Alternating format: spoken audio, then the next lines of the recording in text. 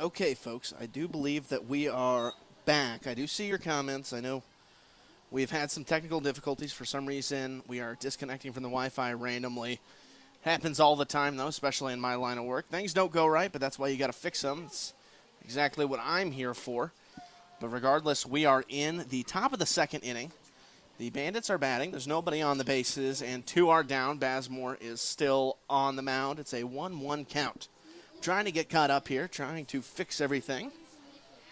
For the folks watching at home, we appreciate you sticking with me as I fight through all these different challenges. Our score is 1-0. The River Bandits were able to bloop a hit into shallow left field to score a runner from second. That is our only run so far of the game. The bottom of the first inning, Baumgart was able to rack up a base hit, but that was it for the Athletic bottom of the first. It's been a quick 2 outs so far for Bazemore on the mound. He's now in a 2-2 count. And that one's going to be in there for strike 3 looking. So it will be the third strikeout for Sean Bazemore, and that will, end the top of the second inning. We will go to the bottom of 2 with our score 1-0 in favor of the River Bandits.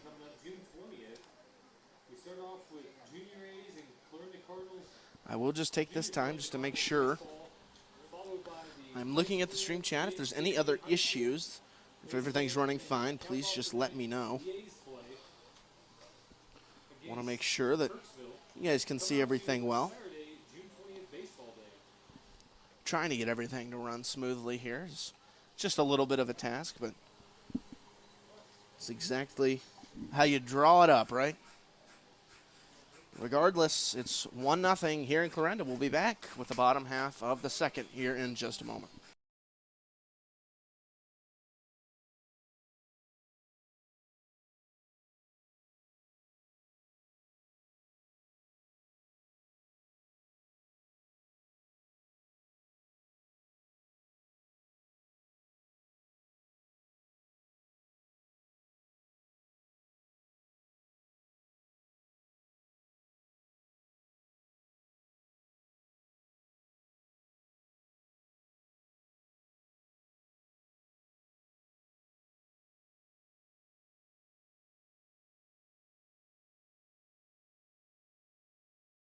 Back here in Clarinda, it is the bottom of the second inning. The first baseman, Parker McNeil, will lead it off in the 5-hole for the Athletics. Once again, we appreciate you sticking with us. So we fight through just a little bit of technical difficulties. It's running smooth right now, as I will knock on wood, and the first pitch is in there for strike 1 from Reese Peterson. So 0-1 the count against Parker McNeil. He's the first baseman today. John Petrie will get the evening off, as now McNeil will slice one towards left field. It's shallow. It will drop fair for a base hit. That is exactly how the RBI single dropped in towards left in the top of the first inning to score the first run of the game for the River Bandits. So, hey, you may have missed it earlier, but at least you see it now.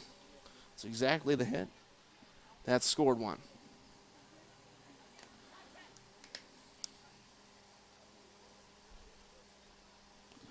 So now it'll be Brayton Olson to stand in from the right side of the plate. He'll take a big swing and a miss for strike 1. Runner on first in McNeil for the Athletics.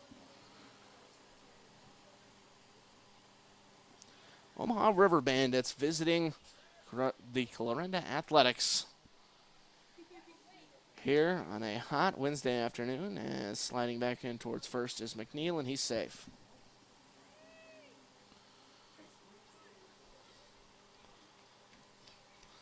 Although this game is a non-Mink League matchup, there are other Mink League matchups going on, as that one's going to be just outside for ball 1. We have the Nevada Griffins visiting the Chillicothe Mudcats. That game will start in just a moment. Then the Carroll Merchants are down in Joplin visiting the Jailbirds. That should be an instant classic due up. The top two teams in the Mink League face off, as that will be a swing and a miss for strike two for Braden Olson. Merchants currently up on the Jailbirds 3-2 down in Joplin. Mustangs are taking on the Kansas City Collegiate Baseball League. I don't know if that is the name of the team. I would guess that's the name of the league, not the team, but the Mustangs, regardless, are up 2-0 in St. Joe. Pitch from Peterson is going to be fouled off back towards the right side by Braden Olson. Olson had that grand slam away against the North Missouri Natties in Kirksville. Lone home run on the season for the Athletics. Although the wind is blowing straight out towards right center field today, and that's where this one's going to be slapped, but foul and out of play.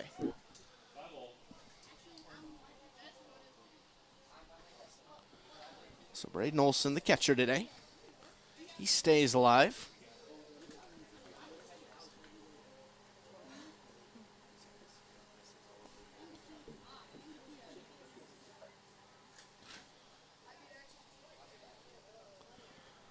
Starting pitcher on the mound, Reese Peterson. He's got a runner at first with nobody down here in the second. That one's going to be fouled off back towards our right side once again. Olson doing a great job staying alive.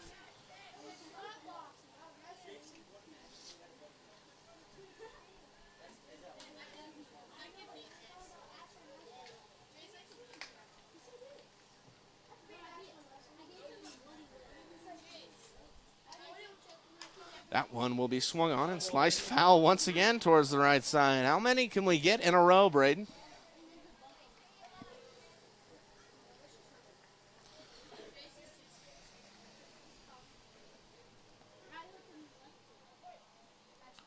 So 1-2 the count against Braden Olson.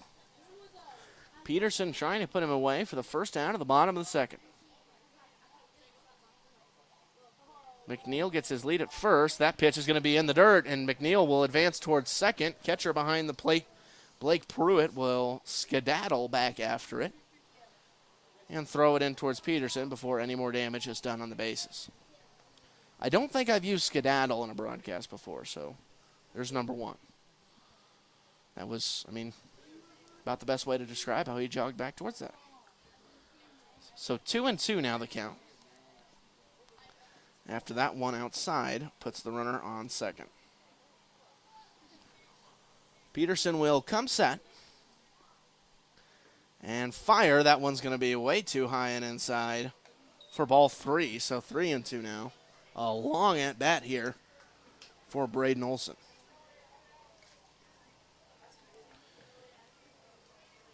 I don't have the official statistics for it, but I would say we're around 10-plus pitches right now.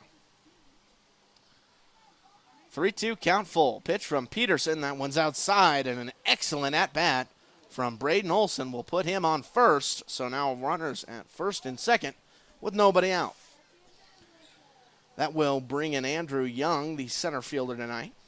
He will bat from the left side of the plate against the righty, Reese Peterson.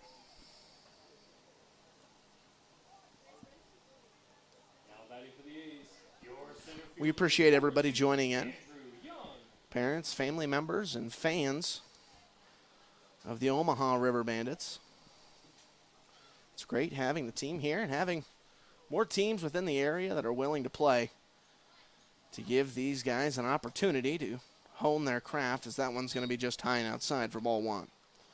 The whole idea of this Summer Collegiate League Baseball is to get the players reps in the off season. So we know college baseball normally ends mid-June, although many teams don't make it that far, as that one's going to be high for ball two.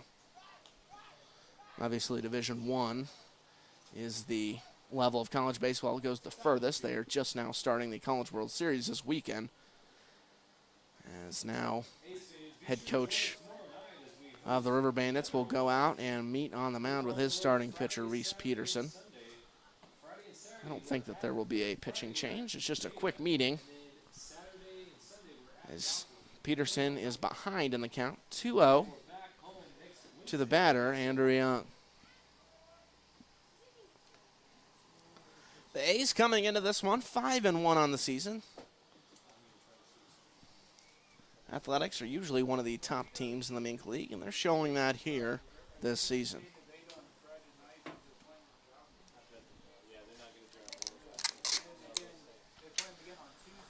Omaha River Bandits are 3-0 so far this year. They're in the Corn Belt League. Corn Belt might be the greatest name for a league in Omaha that I've heard of just yet. So as we resume play, runners on first and second. McNeil is at second. At first, it's Braden Olson. At the plate in a 2-0 count is Young, and he will take strike one in the outer corner.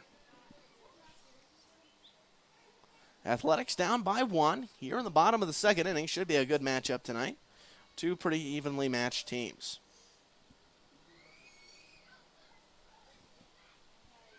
Here's the pitch from Peterson. That one's going to be swung on and softly lined towards center. And just barely making the grab out there is Connor Osborne, as he almost trapped it there between the ground and his glove, but they will say he made the catch. He just barely got under it there. That one was flaring down quickly, but regardless, it is out number 1 here in the bottom of the second inning. Number 24, Evan Bradshaw. Once again, my name is Seth Morey with you tonight. This stream is brought to you by KMA Sports. Without them, we would not be able to have any of this. This is all of their equipment. I think I am the only thing up here that is not owned by them. At least I don't think so. So that will be ball 1, high and inside. To the new batter at the plate. Batting in the 8-hole is Evan Bradshaw. He's playing shortstop tonight.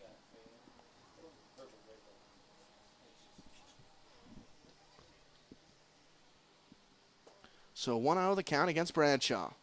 Pitch from Peterson. That one's going to be outside for ball 2. Peterson has been getting behind in these counts early, and that's resulted in a couple of runners on. McNeil at second, Olson at first. Here's the pitch to Bradshaw. That one's going to be just low for ball 3. Man, that one was close. Now Bradshaw up in the count, commandingly 3-0.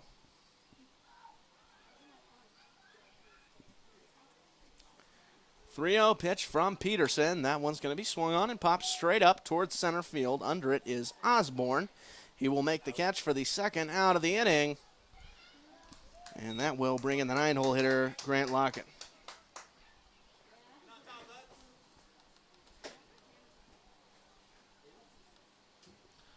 So now 2 down in the bottom of the second inning. This one moving right along. Although the pitcher, Reese Peterson, has run into a little bit of a wall here in the second inning. Walk in the 9-hole hitter, the leadoff batter, and Sean Bazmore is on deck.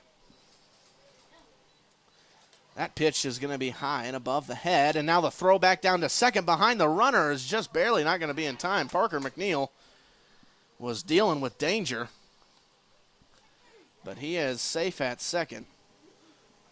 As Blake Pruitt behind the plate almost gunned him down.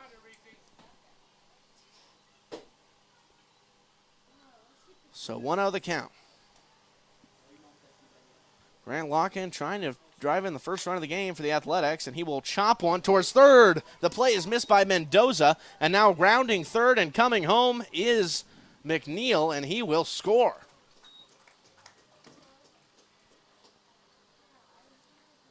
We'll score that one a hit. That one had a tough, very, very weird hop on it for Mendoza. Tyler Mendoza at the third base position this evening. He couldn't quite get up there with it. It kind of hit the edge of the grass before it got to the dirt of the infield and took a high jump that Mendoza was not ready for. It's hard to figure out there at that third base position. That's why they call it the hot corner. But regardless, the Athletics score a run, all evened up here at 1 apiece. That first pitch to leadoff hitter Bazemore is going to get behind the catcher Pruitt. It'll be ball one, and the runners will advance to scoring position.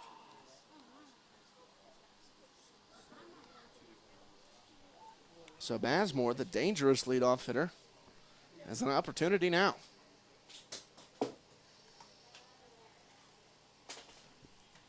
Base hit could score two. Watkins got good speed standing on second.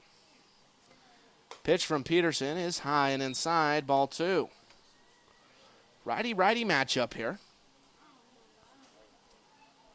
Leading run on third. And another one standing behind him at second. Here's the pitch from Peterson. That one's going to be in there for strike one. 2-1 now the count against Bazemore. Sean grounded out in his first at-bat. He's 0 for 1 so far today. 2-1 the count against him. Pitch from Peterson. That one's going to be outside. Ball three. So in danger of walking the bases loaded with Cooper Knight on deck.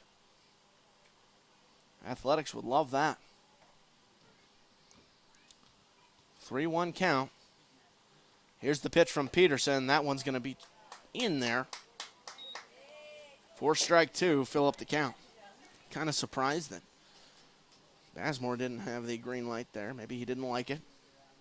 Regardless, it is a strike looking, and 3-2, count now full. Pitch from Peterson, that'll be popped straight up by Bazemore behind the plate, and it's going to get out of play. So luckily for Bazemore, he's going to get another shot at this one in a full count. Nice crowd today. It's a Wednesday night, so sometimes it's tough for people to make it out whenever it's not near a weekend, but seems to always be a solid crowd here in Clarinda. 3-2 count against Bazemore. Here's the pitch from Peterson. That one's going to be just low, and the bases are now juiced for Cooper Knight.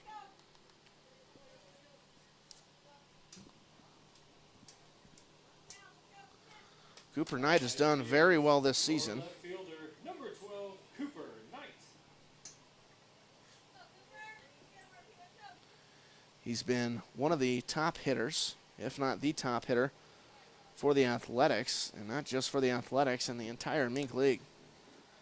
He's third in batting average, batting .467, as that one's going to be high for ball one.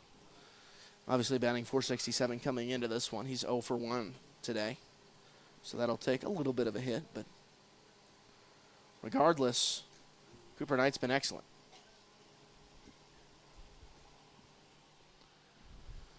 Peterson comes set. He'll fire. That one's going to be lined in towards right center field. Under it is the center fielder, Connor Osborne, and he will make the final out. All three outs of the inning are fly outs towards center. That will end the bottom of the second inning as we go to the top of three.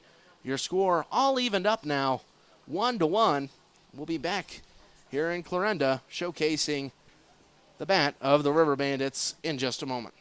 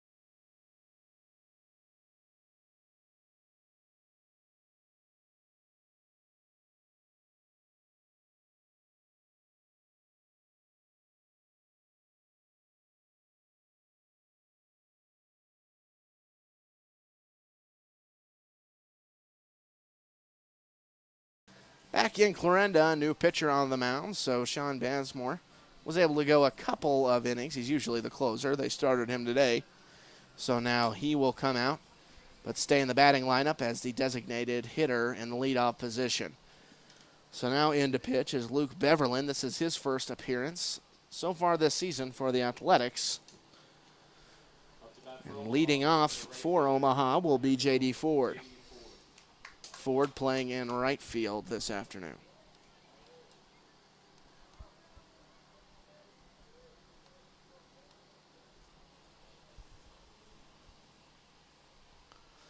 So after a quick conversation with the catcher Olson, Luke Beverlin will take the mound for the first time this season. The big lefty kicks and fires his first pitch just inside for ball one.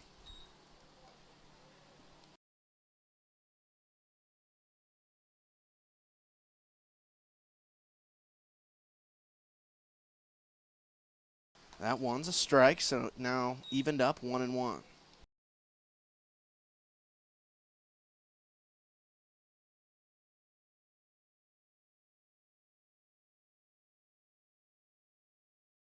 Swung on, foul tip. That one will be 1-2 now.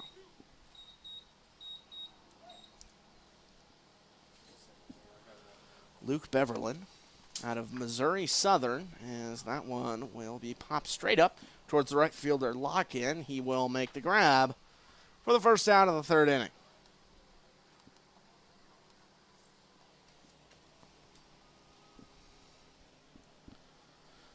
Missouri Southern, a part of the MIAA conference. Now batting the shortstop, number 14, Braden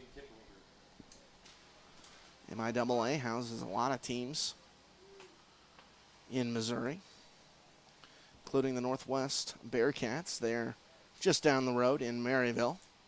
That pitch will be in there on the high outside corner for strike one to the batter, Braden Kiplinger. Kiplinger is 0 for 1 so far today, and he will swing and miss at strike two.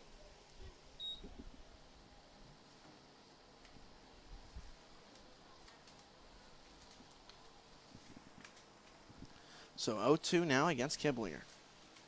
Beverlin trying to get the second out of the inning. His pitch is going to be way too inside. Getting out of the way of it is Kiplinger for ball one.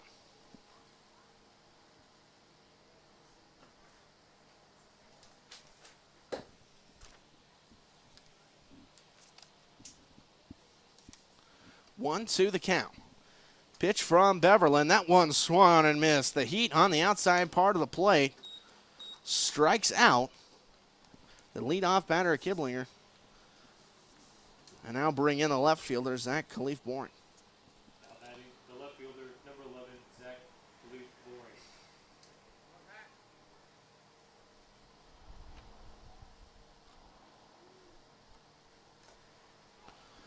That one swung and missed. Actually, I think he just got a piece of it.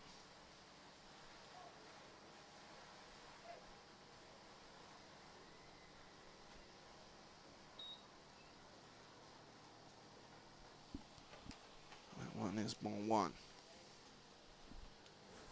So 1-1 now the count. Athletics all tied up with the Rubber Bandits at one apiece, as that one's going to be grounded towards Theo Anderson at third. He will fire across the diamond for out number 3. We will go to the bottom of the inning. Your score still 1-1. Whenever we come back, Athletics will bat.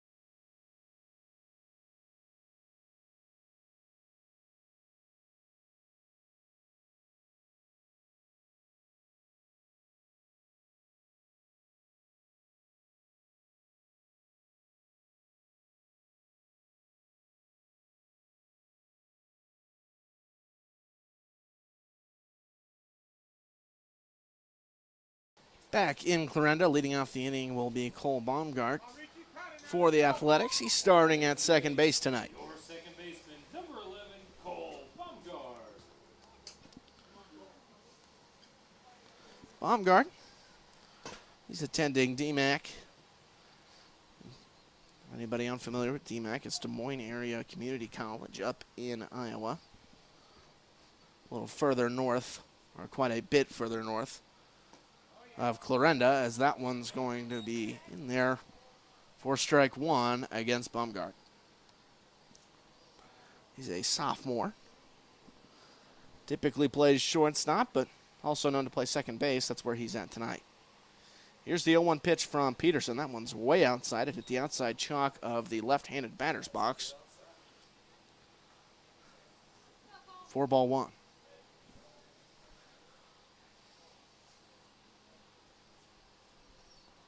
Theo Anderson stands on deck. That pitch by Peterson is going to be high for ball two. Talk more about Theo Anderson in just a minute. It's right now Baumgart trying to get on to start the home half of the third. 2-0 pitch is swung on and fouled off towards the left side. Excuse me, that was the 2-1 pitch. So now 2-2 our count.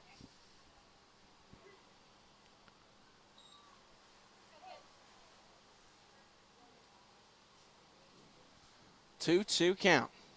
Pitch from Peterson is swung on and missed. High and inside breaking ball to Cole Baumgart. That was nasty.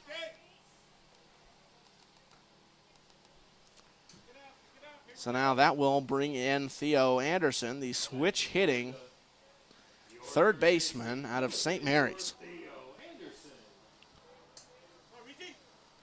A couple of other players for the Athletics.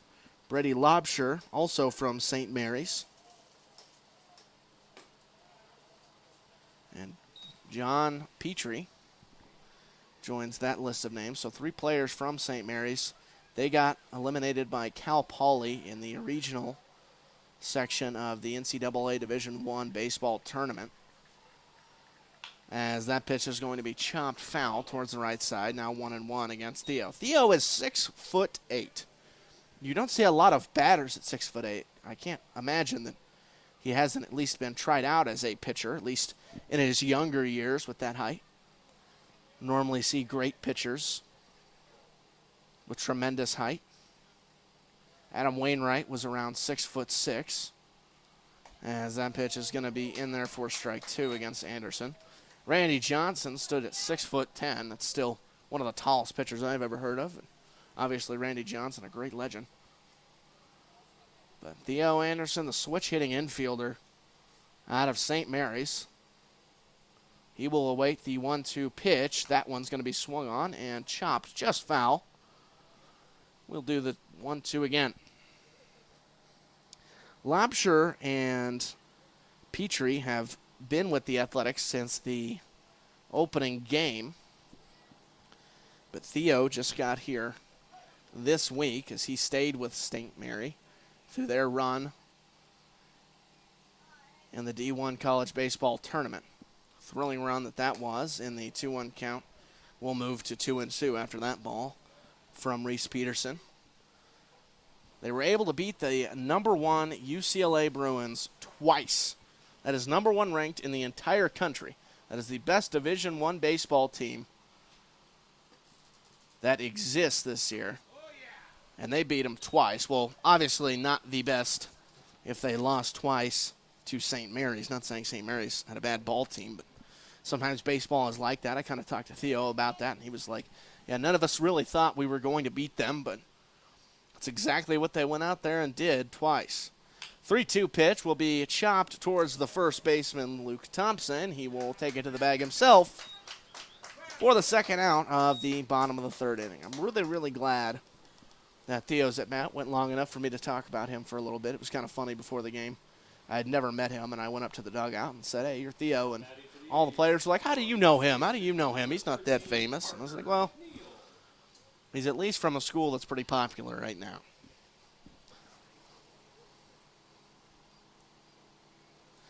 So now enter in the 5-hole hitter, Parker McNeil. He's at first base this evening. He will step up with 2 outs as that one's going to be grounded right back up the middle for a base hit. So nice contact there from Parker McNeil. Will put him on first with 2 down. And now a chance for Braden Olson. Now batting for the A's, your catcher, number 8, Braden Olson. So Olson, the catcher, hit a great at-bat last time up. Saw 10-plus pitches out of Peterson and then walked. He's up with 2 down and a runner on first as that one's going to be skied straight up towards left center field. I believe under it will be the center fielder. He will call off the left fielder, and Connor Osborne will make the catch to end the 3rd inning. As we go to the top of 4, we're all tied up here, 1 apiece in Clarinda. You don't want to miss any of the action here on the Clarinda A's YouTube channel. We'll be back in just a moment.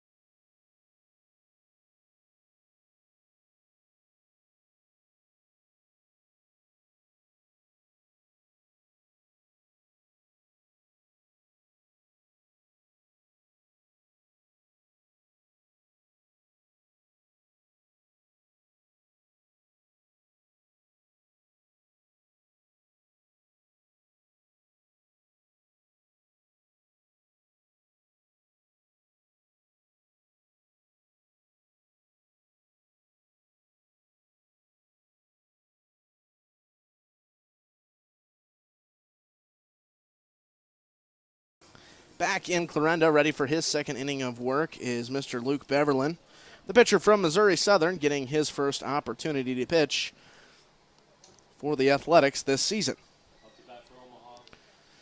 Once again, this broadcast powered by KMA Sports, all of their equipment. I'm just the voice behind it. We thank them very much for them lending me this to make all this possible. Fancy buttons and scoreboards and all that for your guys' viewing pleasures. That one is drilled deep right field. I think it's going to hang up in the wind, and it will. Grant Locken makes the catch as he's going towards the warning track and right. Man, that one was slapped. And I think that the wind, even though it's blowing out towards that way, kind of knocked it down a little bit. Too much topspin. So a quick out number 1 on just a couple of pitches for the pitcher, Luke Beverlin. Again, Beverlin from Missouri Southern. He had 13 appearances, a 1-0 win-loss record with the Lions, as that one's going to be low and inside for ball 1. He had an ERA just a touch over 8, which really, I mean, whenever you look at a lot of the pitchers in Division II baseball, that's really not too horrible. I've seen a whole lot worse. He had 1 save on the season, 15 and a third innings pitched.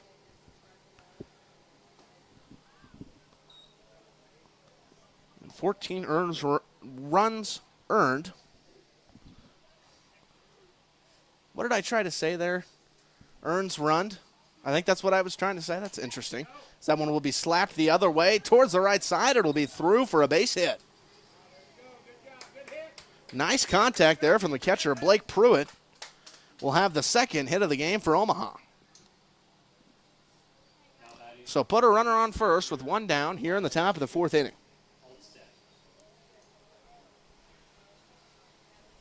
Earns run. There's one way to do it.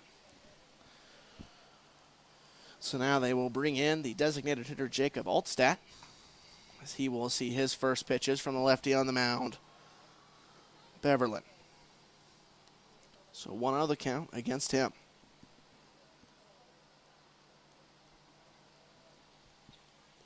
Pitch from Beverlin. That one's going to be outside. 2-0 now the count.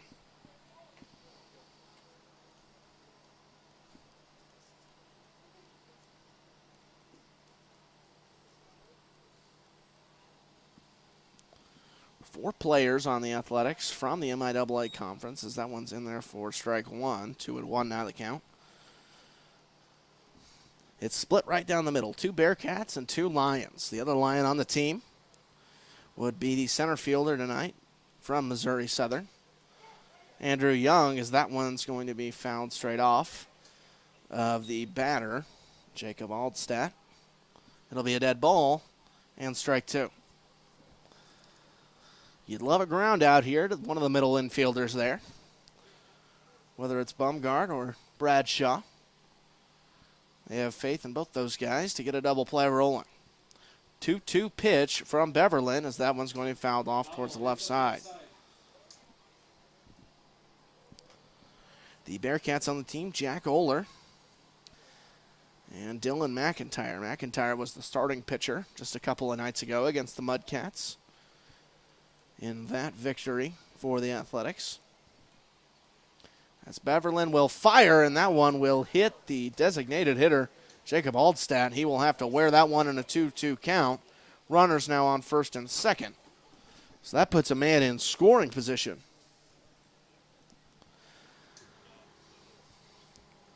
So now it'll be the first baseman, Luke Thompson. The first baseman, number 7, Luke Thompson. Come on, Luke, that's what you like right here, big boy. Get into one. Thompson. Family in the crowd tonight. 0-0. The count starts.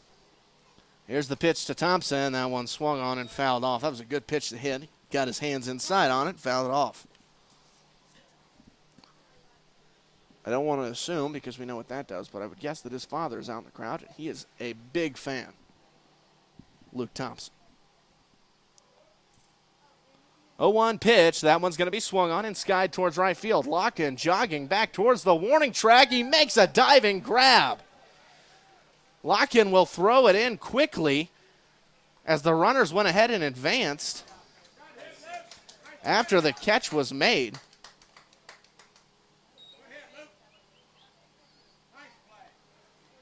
And I believe that they're going to say it was not a catch. It got over the head of Locken. I'm very confused here. It looked like he caught it from our angle. So it will be a hit towards right for Thompson. Runners will now be on the corners. One scored for Omaha. On the long single towards right from Luke Thompson. Trying to unravel this, as that pitch is the inside half for ball 1. Now this is the extra batter in the game. This is Michael Romano. So the score now 2-1. We're still trying to figure it out up here in the booth. It really did look like he caught it. All the players were really excited, and that one will be fouled off towards the right side. 1-1 now the count. We do trust that the officials on the field had it right. They were a whole lot closer than we were, especially looking for this netting. It's kind of hard to see. It looked like he made a spectacular catch, but it just got by him. I was kind of confused because all the runners were moving up, and I was like, man, throw behind him and get the second out and make it a double play, but nobody was really that urgent to. That makes sense. So 1-1 the count, one down here for the pitcher, Beverlin. That one will be swung on and fouled off towards the right side. 1-2 now the count against the extra hitter, Michael Romano. Romano's got a runner on third with a base hit. he could add to the Omaha lead. So that's now 3 hits for the River Bandits. Here's the pitch from Beverland. That one's going to be just high, and the runner from first in Thompson will take off towards second. He will now be in scoring position as well. Not a lot of urgency there, just 1 out. I do believe, although, I mean, that previous play from Thompson could have gotten me all shooken up. I'm not really sure. Regardless, I do know it's a 2-2 count against the batter Romano. That pitch is going to be swung on and hammered foul towards the left side.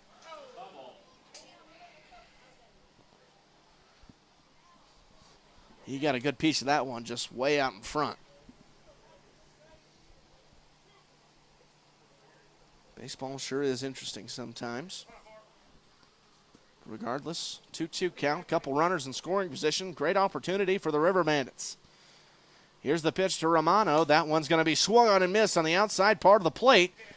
And I was right. I did not know the amount of outs. There were 2 outs. That will be 3, and we will end the top of the 4th inning. We hope to reset ourselves a little bit better up here as we get ready for the bottom of the 4th. Back in just a moment.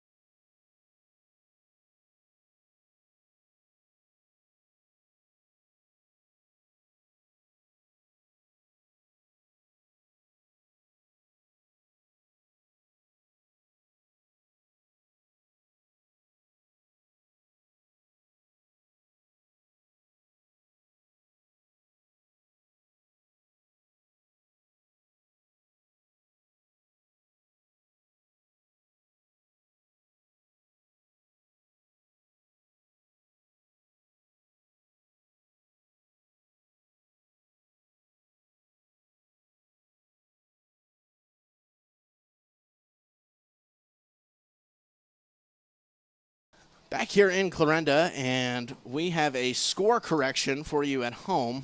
Very sorry if we've confused anybody. It is 1-1. The catch was made and right by Grant Locke, and I could have sworn that I saw a runner come across the plate and score. But the runners did tag up. The runner from first stayed, and the runner from second tagged towards third. That's what we believed happened. Everybody up here in the booth is mixed up. Regardless, it is Andrew Young ready to hit at the plate, as that one's going to be outside.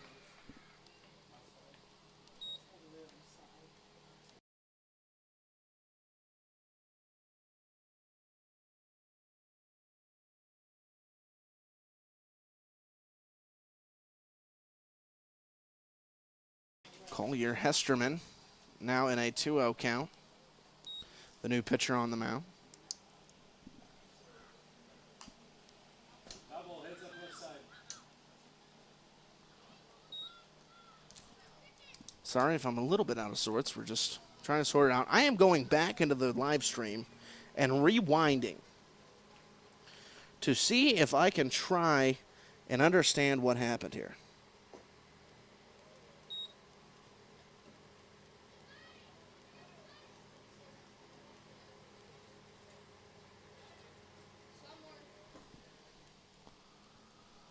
Because now the count moves to 3-1.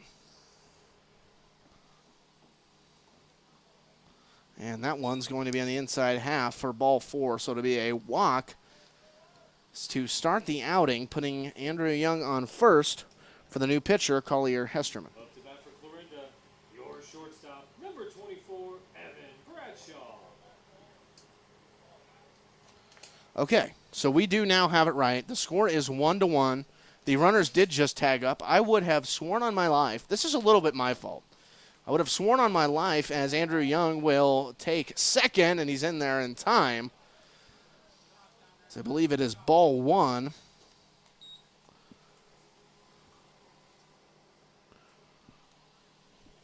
To the batter, Bradshaw. It's a little bit my fault because I did mention I could have sworn that I saw somebody cross the plate, but my eyes do deceive me sometimes, and that's exactly what happened there. So 1-0 the count against Bradshaw in a 1-1 game, and he will foul one off towards the visiting dugout foul. 1-1 now the count. I like to keep everybody on their toes, though, so that's at least good.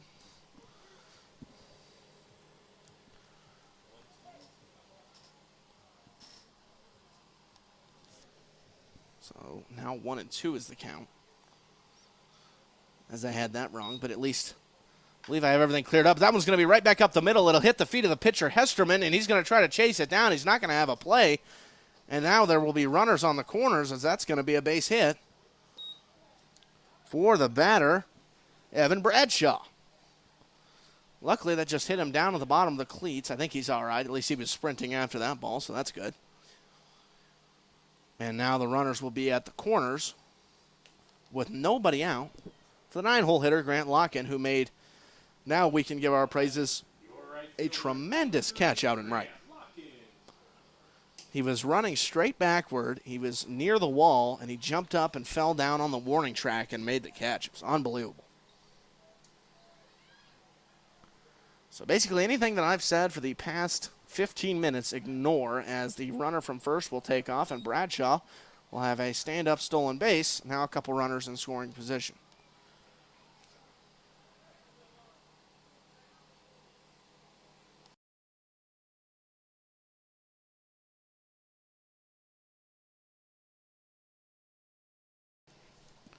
Couple runners in scoring position for Locken. He will chop one towards the third base side, foul.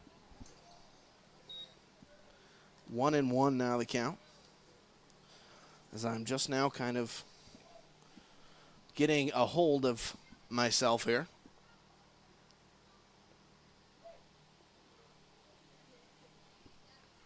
Athletics have a couple runners in scoring position. It's Young on third and Bradshaw on second. The 9-hole hitter Locken trying to drive him in, and that one's going to be in the dirt.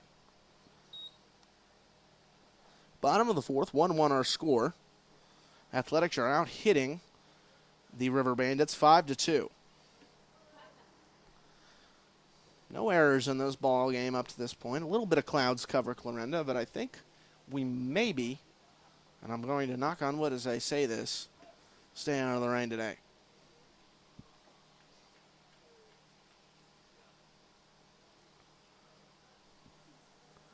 So Hesterman will ready, kick, and fire to Locken, and that one's going to be in there on the outside half of the plate for strike two.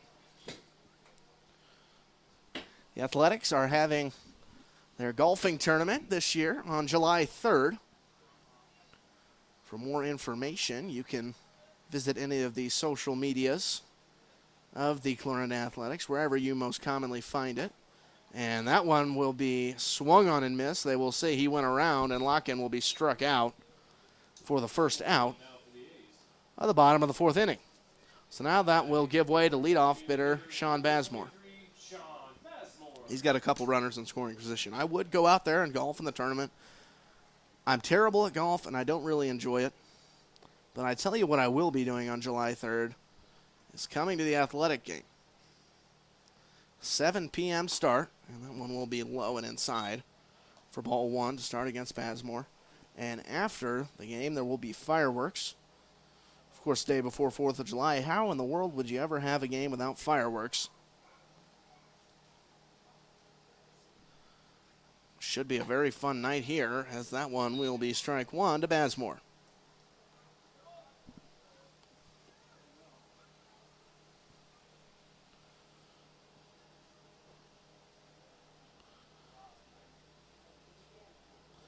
Not to mention the fireworks, but one's a home game against Nevada, so obviously Nevada is a little bit of a road trip, and that one will be in there for strike two, so we make them come up here. You get to see a team that you wouldn't normally get to see, especially if you don't really enjoy the drive. So 1-2 the count against Basmore. He's got a couple of men in scoring position with one down here in the 4th. That pitch is a big swing and a miss. The high heat swung on and missed by Sean Basmore for the second out of the inning. So now 2 down. A couple of strikeouts from the pitcher Collier Hesterman. And now he will face Cooper Knight. Cooper trying to drive in a couple of runs and give the Athletics the lead. It's a tie game here, 1 apiece, 2 down. Here's the pitch from Hesterman. That one's going to be just low for ball one.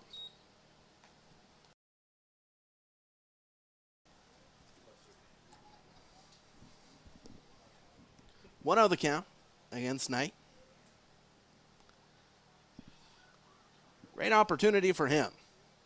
2-hole hitter sets, and he will slice one the other way towards the shortstop, Kiblinger. He'll fire across the diamond, and the pick is not able to be made by the first baseman, Thompson, and another run will score. So the runner in Young was already running on contact. Well, both runners were with 2 down in the inning. And McNeil was just standing on second. Or excuse me, not McNeil. Bradshaw was standing on third after what he thought was the put out at first, but Thompson just whiffed on the ball and then was not quite ready to get back up and throw that one home. He kind of maybe forgot that there was another runner on second and didn't throw it home in time. The Athletics got an extra run, so whatever way you got to do it, Cooper Knight gets it done. So now Bumgard in an 0-1 count. He will fight off an inside breaking ball. Foul. Coach Ryan Eberle at the third base side fires in a seed towards the pitcher. And we will be ready for the 0-2 pitch. Put the ball in play and good things will happen. This time it results in an error against the River Bandits. So 3-1 our score. 0-2 count to Bumgard. Here's the pitch. That one swung on and chopped foul. And the runner, Cooper Knight, will have to go right back to first.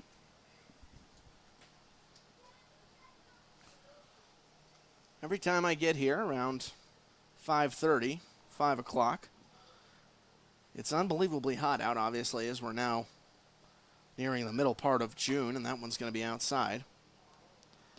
It's very, very hot whenever I get here, but the one thing that I like is all these 7 p.m. starts, it starts to cool down.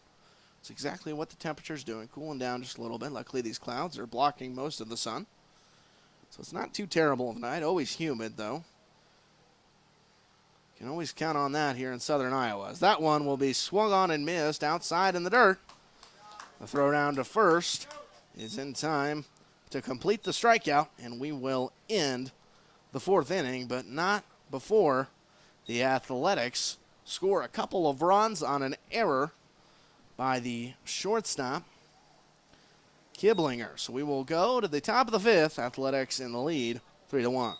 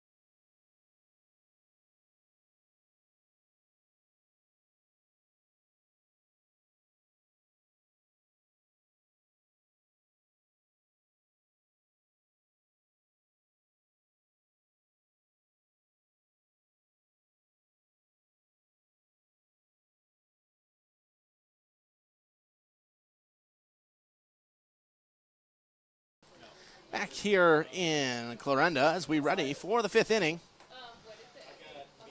It'll be the second baseman, Dominic Diglio. And he will bunt one right back towards the mound. That one will be corralled and fired over to first, but not in time. It'll be a base hit to start the top of the 5th, exactly what the Omaha River Bandits wanted. It's a good job by Luke Beverlin on the mound to get to it in time, but very, very quick runner into Diglio. Now batting number 8, Tyler Mendoza. So now it'll be Tyler Mendoza, the third baseman, to stand in. And he will watch ball 1. So a runner already on here early in the inning. As Luke Cox now points one of his 2 fans at me, how generous of him. Low air movement here in Clarinda as that one's going to be fired not in time towards first, trying to catch the runner. Unsuccessful there by Beverlin. So 1-0 the count against the hitter, Tyler Mendoza. That one will be swung on and sliced the other way, foul.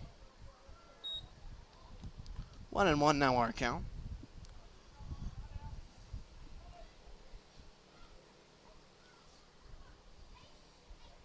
Runner at first into Diglio.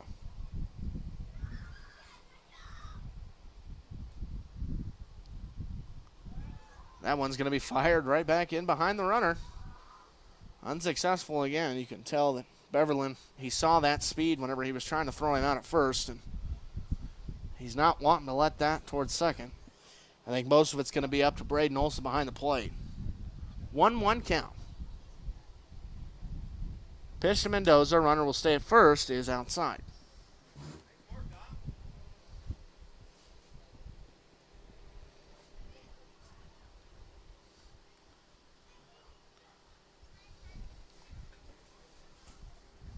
Two-one now the count against Mendoza. Runner will take off for second, and Olson will fire down, and it's not going to be in time. Diglio too quick,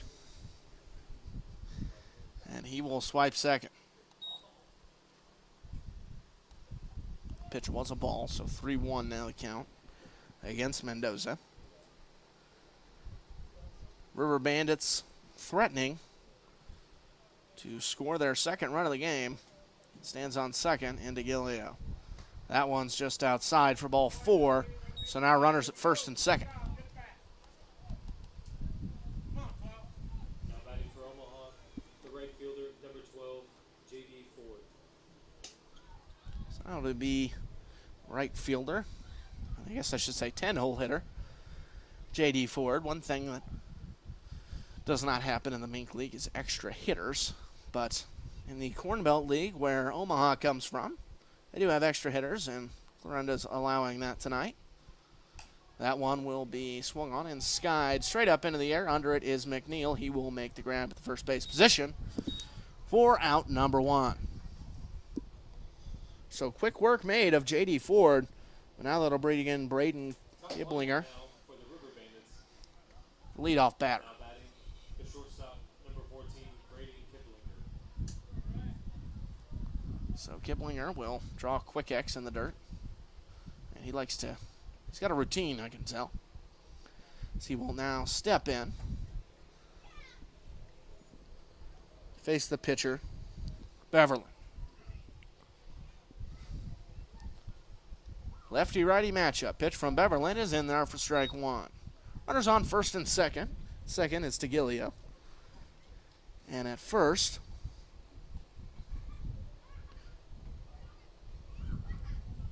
I've already forgotten. Mendoza. There we go. I'll get it together up here at some point, as that pitch is going to be low and inside 1-1. Sometimes my brain fails me. Regardless, it's a 1-1 count against Kiblinger, the leadoff batter and shortstop tonight. He's got a speedy runner at second, so a base hit could probably easily score 1. I don't exactly know of any notable arms out in the outfield except for Andrew Young out in center. That pitch is going to be in there for strike 2. Nice pitch there from Luke Beverly. Now 1-2 the count. If you'll remember on our opening night broadcast, in the top of the first inning against the KC Knights, it was Andrew Young gunning down the run at the plate to end the inning. It was an amazing feat. And that was one heck of a way to start off the athletic season. That one will be in there on the outside corner for strike 3. It's a strikeout for the pitcher, Luke Beverlin, and now 2 down here in the top of the 5th. Now batting, number 11, Zach Caleb Boring. So that'll be Zach Caleb Boring. So he's got a couple runners on here. Another great opportunity. As J.D. Ford popped down and then striking out as Kiblinger. That one's going to be in there for strike 1. I think that pitcher on the mound, Beverlin, has kind of found that little nook there on the outside half of the plate where he's getting some strike calls and batters aren't exactly seeing it well and not swinging at it. So now he's got Khalif Boring and an 0-1 count. Here's the pitch from Beverlin. That one will be swung on. It'll be fair down the right field line. Or they're going to call foul. Boy, that was close. So luckily for the Athletics, it will be a foul ball down the right field line. That one would have been a double or more. There's a lot of foul territory here in Clarinda. And instead of a possible double or triple, scoring 2 and tying the game, it's a harmless foul ball. It looked like it hit on the inside part of the bag there, just beyond first base, but as long as the first base coach for the River Bandits doesn't get upset, I think that is the correct call. And that one will be fouled off back towards the right side. We'll do the 0-2 again. I feel like if it was a clear fair ball, you would see the first base coach for Omaha hooting and hollering. At least I would be. 0-2 count. There's the pitch. That one's going to be way outside. 4-1. Luke Beverlin, this is his second inning of work. He's got a little bit of traffic on the bases, but a good opportunity to get out of it. He allowed the first 2 base runners on, and then since then, he's gotten 2 outs, looking for a third. That pitch is swung on and missed on the outside part of the plate. Luke Beverlin gets another strikeout to end the top of the 5th inning. Our score stays right where it is in favor of the Athletics. 3-1. We'll be back here in just a moment.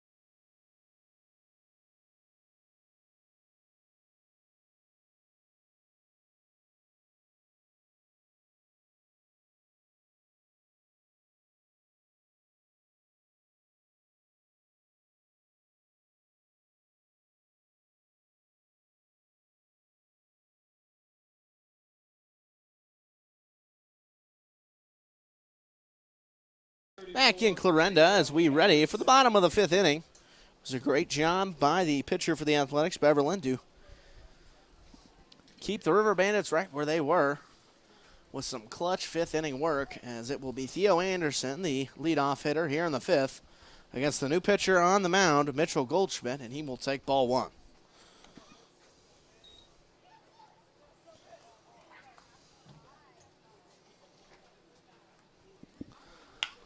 And that one's going to be swung on and hammered toward right. It will hang up and go for out number one. Man, I just heard the sound off that bat, and I thought that one might be ripped out of here, but no dice for Theo Anderson. Now batting for the A's, your first baseman, number 13, Parker McNeil. So now it'll be Parker McNeil. He'll have an opportunity here with one down in the bottom of the fifth. He'll see his first pitch from Goldschmidt. That'll be popped straight up into the air. The second baseman, DeGilio, will make the catch for out number two. So 3 pitches and 2 outs. That's exactly what you want to see from your new relief pitcher if you're the River Bandits and Mitchell Goldschmidt. Goldschmidt is actually a, I believe, Red Raider there within the Corn Belt. He has joined the River Bandits. Get some more reps here at pitcher, I assume. First pitch from him to the catcher, Braden Olson, is high for ball 1.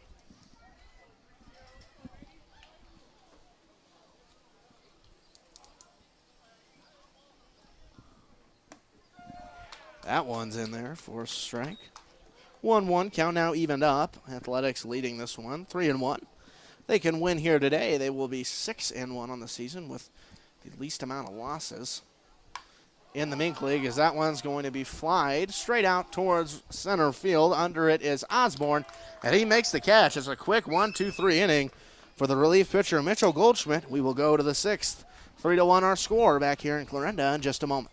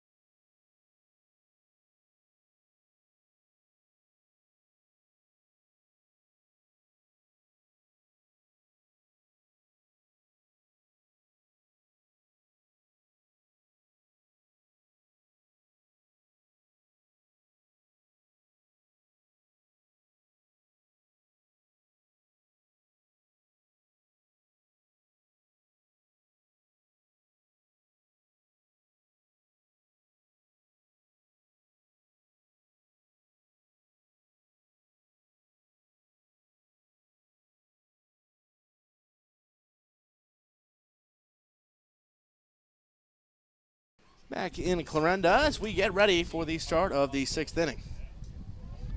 Still on the mound is the relief pitcher for the Athletics, Luke Beverlin, as he will get ready to face Connor Osborne, the center fielder, and that will be in there for strike 1.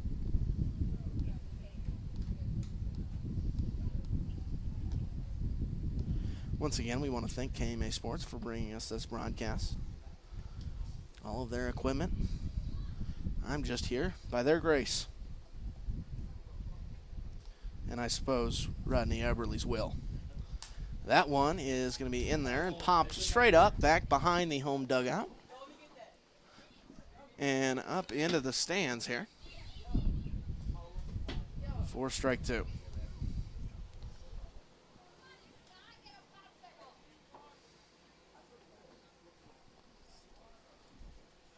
Top.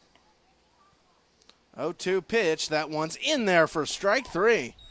3 pitches And it's a strikeout to start the inning for Luke Beverlin. I'm not really sure what Connor Osborne was wanting there, but that was every bit of a strike. So that'll bring in Blake Pruitt, the catcher, for the visiting River Bandits. Ball 1 to him. River Bandits, not a team that visits down here often, as that one's going to be lined towards center. Not a play for Andrew Young. It'll be a base hit by the catcher Blake Pruitt, and he is on with 1 down here in the 6th.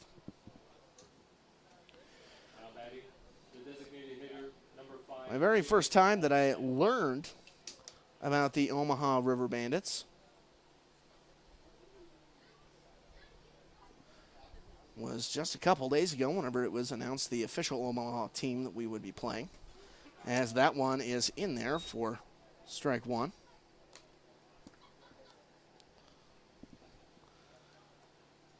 Obviously the schedule just said Omaha, and didn't exactly know which team, but it just varies for a team from the Corn Belt. As that one is just outside for ball 1. Corn Belt is comprised of a lot of different teams, 9 teams to be exact, as that one's going to be just low for ball 2. I said it early on the broadcast. We had some technical difficulties, though, and there weren't as many people in now. As I will now inform you, it is the Omaha Black Sox, the Omaha Filth Ballers, the Rail Riders, the Crop Dusters, the Red Raiders, the Bombers, the Haymakers, the Royal Blue Dogs, and the River Bandits, as that one's in there for strike 2. Some of the more fun names, the Filth Ballers. I can't hardly get over that one. Or the Crop Dusters. I think we all know what crop dusting means in slang. I guess it would be slang. And that is one way to name your team. No, it is not after the slang term. It is after the airplane Crop Dusters. That one will be fouled away. They have airplanes on their jerseys. Speaking of airplanes, the Bombers have a stealth bomber on their jerseys. If you're any bit of an airplane fan like I am, you know what a stealth bomber is, and they are sweet. So 2-2 the count.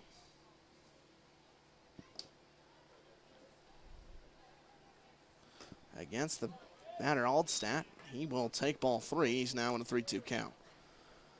Runner at first is Blake Pruitt. He had a base hit towards center field. He's on, with just 1 down here on the top of the 6th. Athletics lead it 3-1.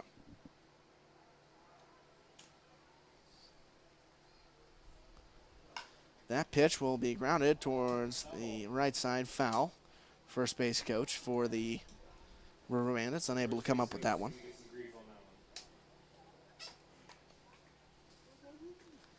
Our count will remain 3-2.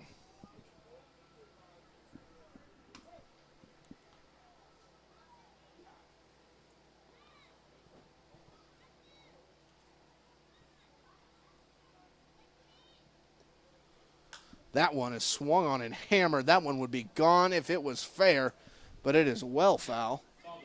That one actually might have tailed off and landed short of the wall, but I think if he would have squared it up, though, and not pulled it as hard as he did, there could have been a chance for that one, at least a deep drive. Still a 3-2 count, though, against Aldstadt. That pitch is swung on and missed. The low outside off-speed pitch. It's hard to hit, and it'll be a strikeout for the second out of the top of the 6th inning. It's been an excellent job in relief tonight for Luke Beverlin. So now that will bring in the battle of the Lukes, as Luke Beverlin's on the mound and Luke Thompson will come at the plate, while Luke Cox does the PA announcing for it. How beautiful is this? You're watching history, folks, as that first pitch is going to be low and inside for ball 1.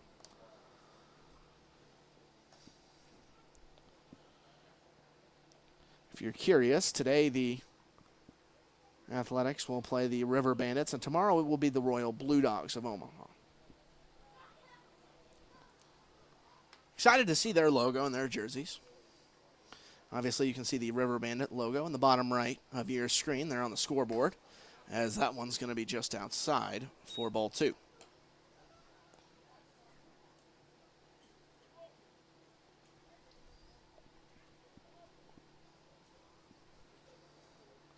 So the batter, Luke Thompson, he's trying to make something happen with a runner on first, but 2 down as he won't foul that one off straight back.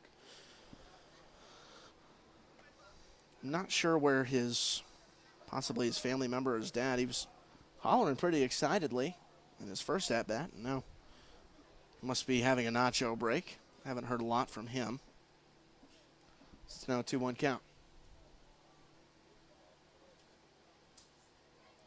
Beverly kicks and fires. That one's just outside for ball 3. It's now cooling down quite a bit here in Clarinda. Some clouds covering. It doesn't seem like they're rain clouds, though. A lot of rain around the area, I know that. We hope we can keep out of it. Runner at first, 3-1 pitch. That one's going to be just low. Nice off-speed pitch, though. And it'll be a walk for Luke Thompson. So Thompson gets the better of Beverlin in the Luke battle. That will bring up the extra hitter, Michael Romano. Now batting, number 9, Michael Romano.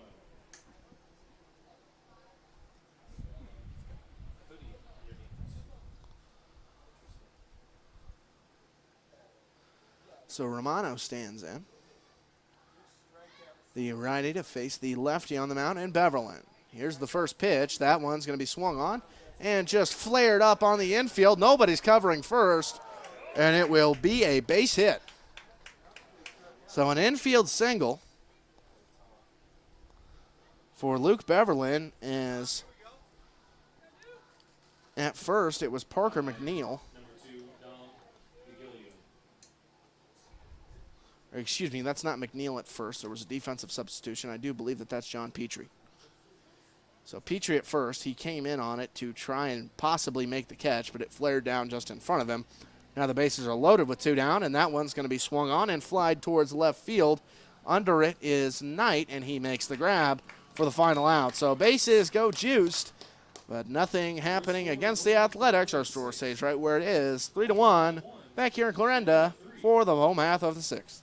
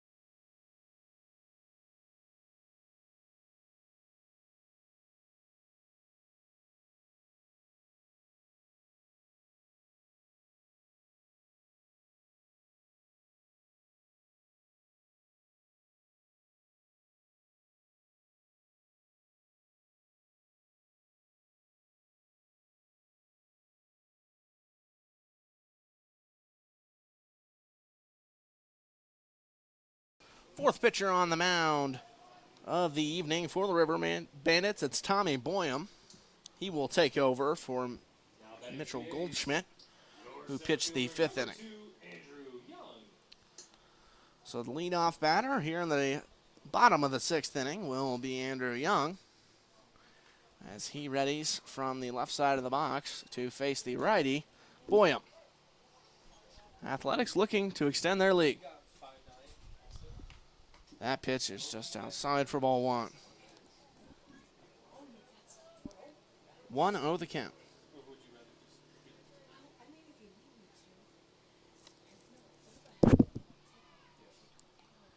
1-0 pitch is going to be just inside, ball 2.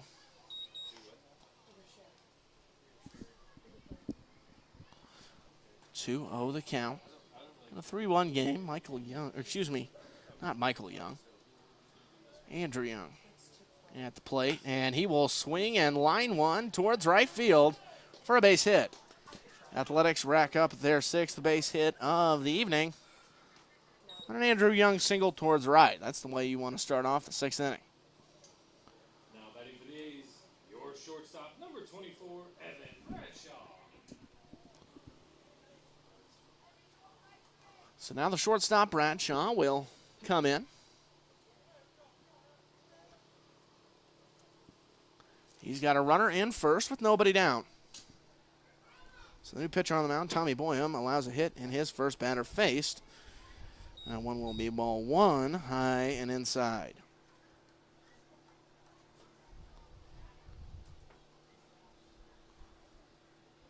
Runner at first in Young. That pitch will be swung on and chopped back towards the shortstop, Giblinger. He will toss it over to his second baseman, DeGilio, and he will corral it somehow for the out at second. It was a little bit of a low throw, and it was a tough catch from Dominic DeGilio. But he gets it for the out at second.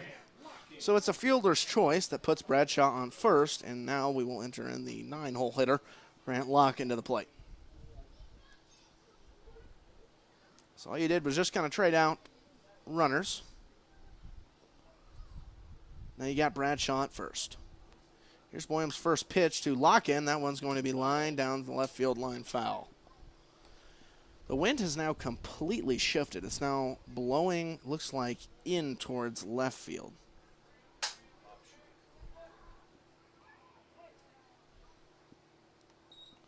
So 0-1 the count. Here against Locken. On deck is Sean Bazemore. That pitch is going to be in there for strike 2. 0-2 quickly against Locken.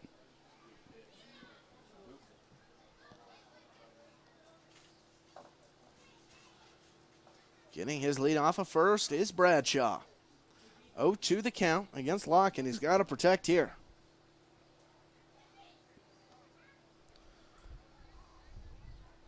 Pitch back over towards first behind the runners, not in time. I do apologize. The scoreboard was not on the screen there, and I did not realize it. Now you're up to date.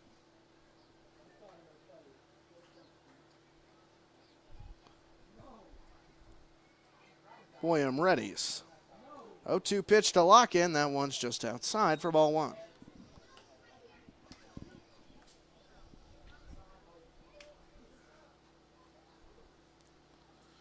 So 1-2 now the count. Lock in trying to bring himself back into a hitter's count. Boyum will fire back towards first, really trying to get behind the runner, Bradshaw.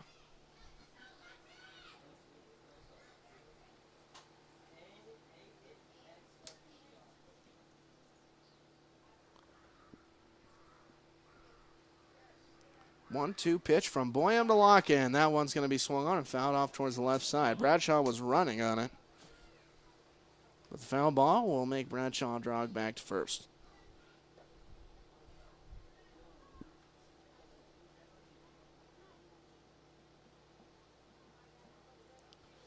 We thank the 61 folks we've got sitting in the live stream now. We enjoy having you. We thank you for your support of the Athletics and even the away River Bandits, as that one's going to be softly tapped towards third. Mendoza comes over. He'll throw across the diamond in time for the inning's second out. Bradshaw advances to second. So now 2 down here. So that'll bring up the leadoff hitter, the DH, Sean Bazemore. Bazemore's got a good opportunity to extend this Athletic lead.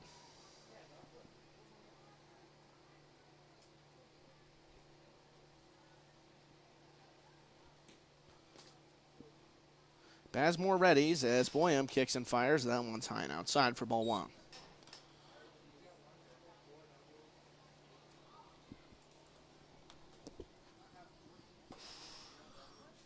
1-0 the count against Bazemore. This is Bazemore's first time seeing the fourth pitcher in relief, Boyum. That one's going to be chopped back towards the mound. It's the catcher coming from behind the plate to make the grab, and Pruitt throws it to first, and it gets off of the glove of the first baseman, Luke Thompson. The runner from second scores. A lot going on in that play, and that's the second time that Thompson has not been able to get that ball at first. That's another error. So now 2 errors against the River Bandits, and Bazemore will stand at first. Had 2 down. All I needed to do was squeeze that one into his mitt, and he just kind of went off the end, as now Bazemore will look to steal, and he's in there safely. As a pinch hitter will come in, it'll be Oscar Uhas. He's pinch hitting for the 2-hole hitter, Cooper Knight. We assume that he will come in to left field for Knight.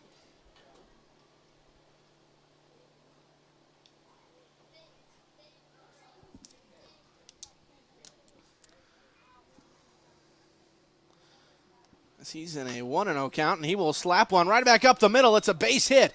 It's going to be a 2-out RBI single from the pinch hitter, Oscar Uhas, as Sean Bazemore comes around to score.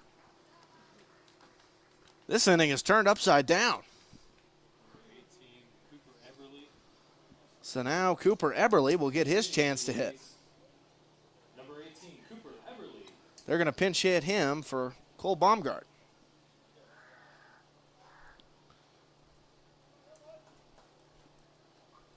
And I will also guess that he will come in at second base for Baumgart, as he'll get his first at-bat of the game. What a clutch 2-out single by the pinch hitter Oscar Uhas, as he now stands on first, and that's strike 1 against Eberle.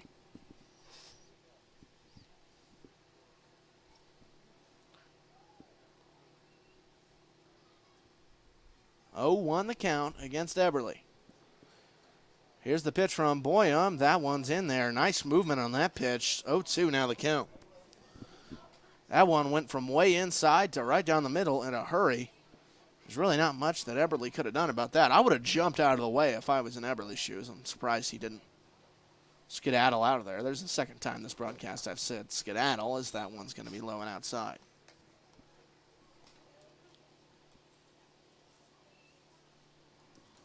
So 1-2 the count, 2 down. Runner at first is Uhas.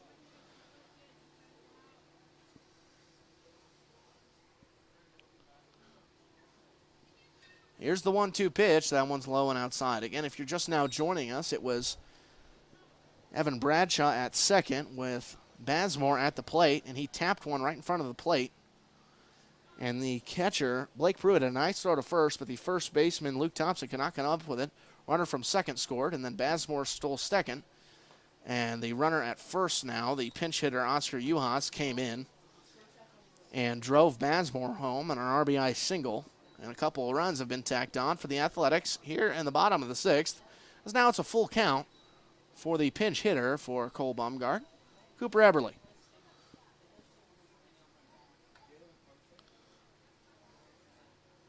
3-2 pitch. That one's low and inside. It's a swing and a miss, and a strikeout of Cooper Eberle that will send us to the 7th inning. Back in just a moment with more Athletics baseball.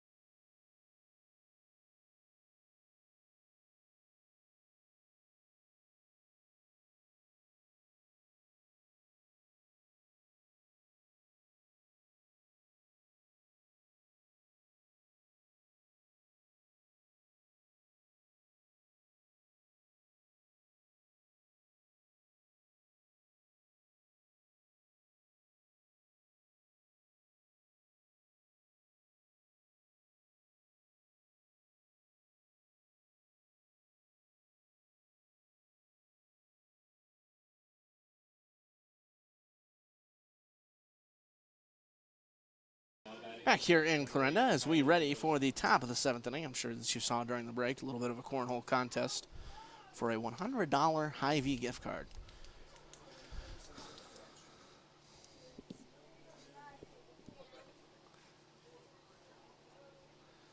Neither contestant was able to make one, and I just suppose that we will save the Hy-Vee gift card for tomorrow night until somebody makes one. So, hey, nobody has made the cornhole. You have to make the hole-in-one. You've got to get the corn into the hole. So I'm told. As it will be Lobsher on the mound for the Athletics. He's in relief of Luke Beverlin.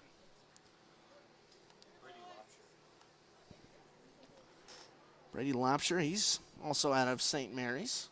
Talking about St. Mary's just a little bit ago, but he left the team before that whole deep postseason run. That one's on the inside part of the plate for ball one. 1-1 now the count. Batter at the plate is the third baseman, Tyler Mendoza. He's in a 1-1 count. So nobody won the Hy-Vee $100 gift card cornhole challenge this evening. So if you're in the area, that's strike two swinging from Mendoza, and you want to come out to the A's game tomorrow against the Blue Dogs, you'll have a chance to be drawn to throw the corn into the hole, as that one's going to be swung on and missed. It's a strikeout to start the outing for Brady Lobsher.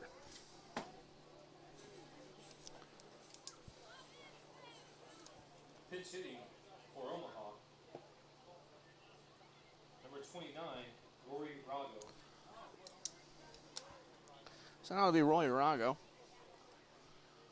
to pinch hit for the River Bandits. He'll take his cuts from the right side of the plate against the righty Lobsher. Boy, the clouds are sure looking dark, but I think that's just because the sun is going down.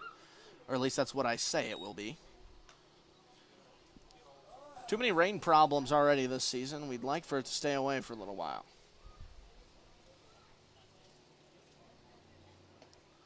At least that's cooling down the sun just a little bit, providing some shade here at Eberly Field. Wind blowing in towards left field now. It's shifted from the start of the game as that pitch is on the outer half for a strike. 1-1 now the count. One down here in the top of the 7th inning.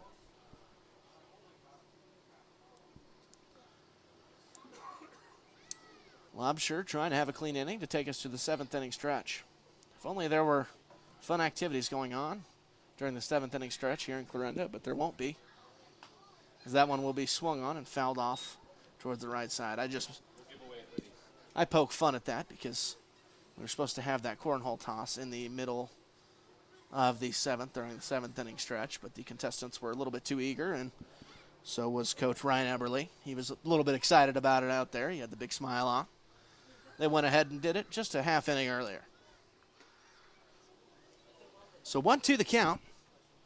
Here's the pitch from Lobsher. That one's going to be just high for ball two. Count now evened up.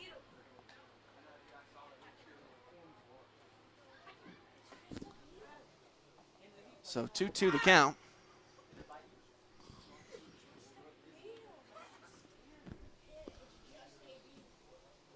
So count evened up at 2 apiece. Lobsher with one down here in the inning.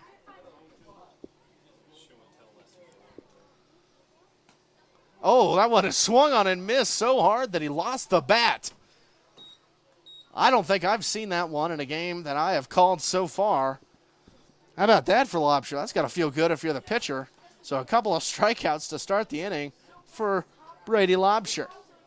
Toss the bat away. Kids outside of the booth playing with a huge bug.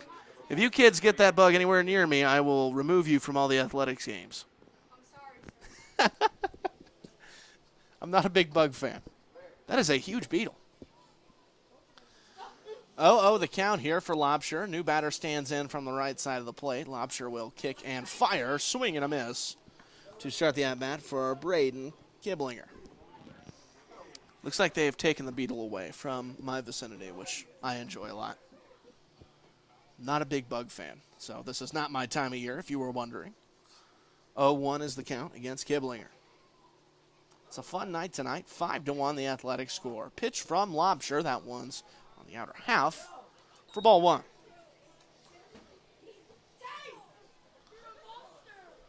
Lobsher trying to make it a quick 1-2-3 inning. He struck out the first two batters he's faced. He's now at a 1-1 count here against Giblinger. Giblinger, the leadoff batter and the shortstop tonight for the River Bandits.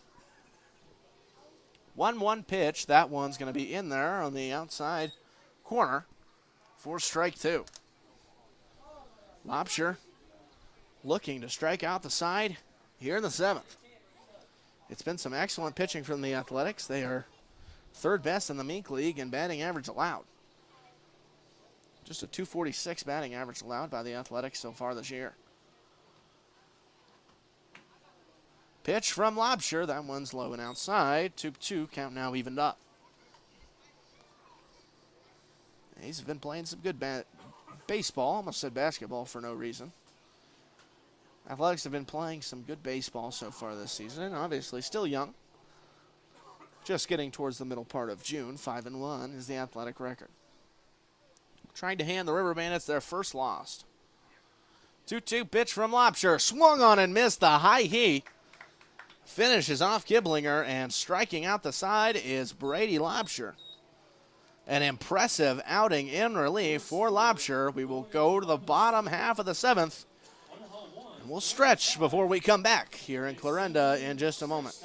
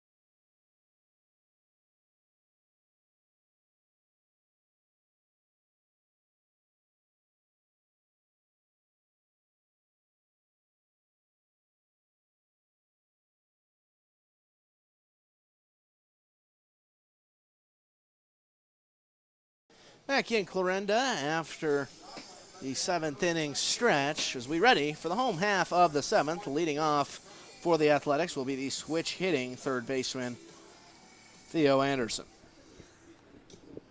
Now batting for Clarinda, your third baseman, number 34, Theo Anderson.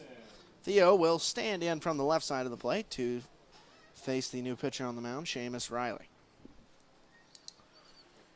Seamus, another one of those players from the Red Raiders.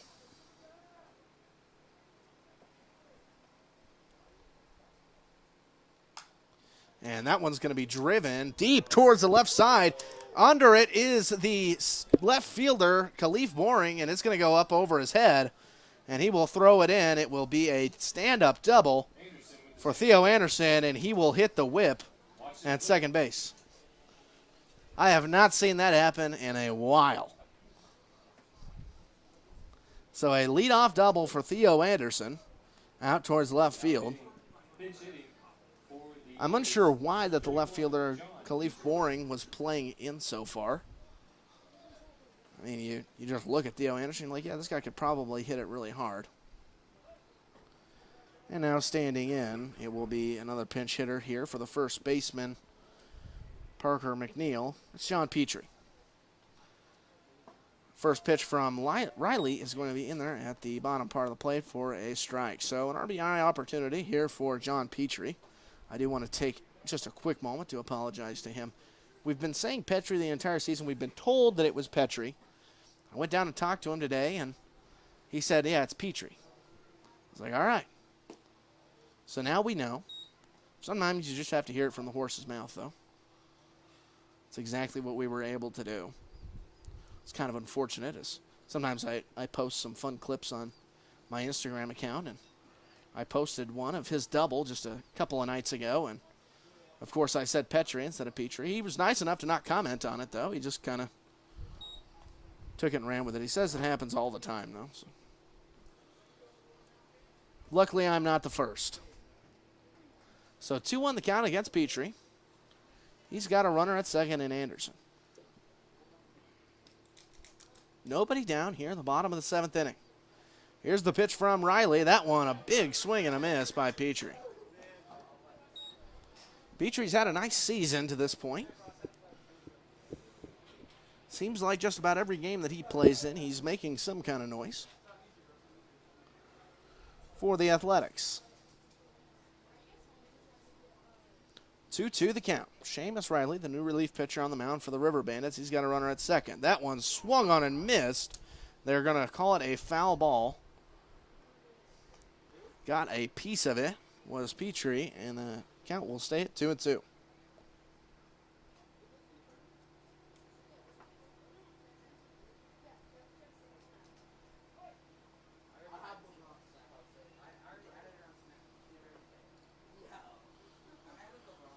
So 2-2 again. Pitch from Petrie. That one's low.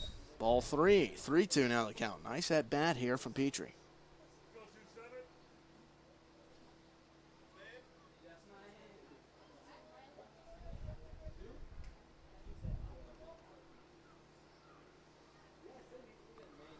Three-two the count.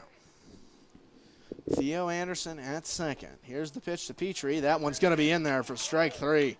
Nice off-speed pitch there on the inside half of the plate. He strikes out Petrie. He needed that. Nice job there on the mound by Seamus Riley. So now he'll face Braden Olson. He's the catcher tonight. And it looks like Coach Ryan Eberle was having a chat with the field umpire. And now he will come back in and have a conversation with the visiting head coach. I'm not sure why.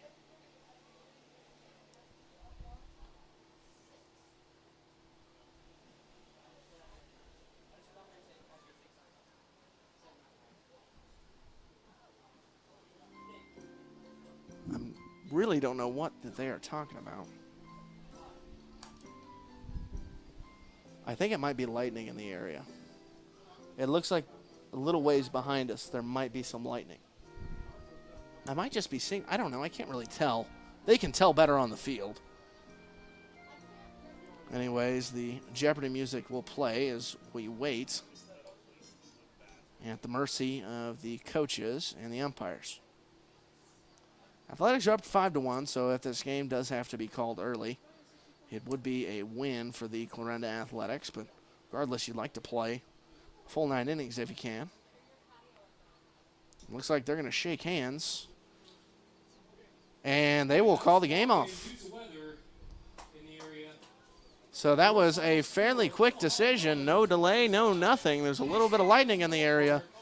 Thought maybe it would stay away. I think I possibly jinxed that one. I will actually take the hit for that. And this game will go final here in the 7th inning. It is your Athletics on top of the visiting Omaha River Bandits. The River Bandits will fall on their season to 3-1 as the Athletics improve to 6-1. All done here from Clarinda as the Athletics win it 5-1. The final hit tally should be 7 for Clarinda. I don't have it added up right. Let me fix that right there. That is your final score line. Athletics win it 5-1 with 7 hits against the River Bandits. 5 hits and 2 errors on the Bandits. That ends it here. It's the 7th game of the season comes to a close. The Athletics will be back in action tomorrow night at 7 o'clock against the other Omaha team, the Blue Dogs from the Corn Belt League. Teams will shake hands as the score goes final here in Clarinda. We thank you for watching. Game called off in the 7th inning due to weather and lightning in the area. Regardless, it's an Athletic win. Back in action tomorrow night at 7. Seth Morey from Clarinda, Iowa, signing off.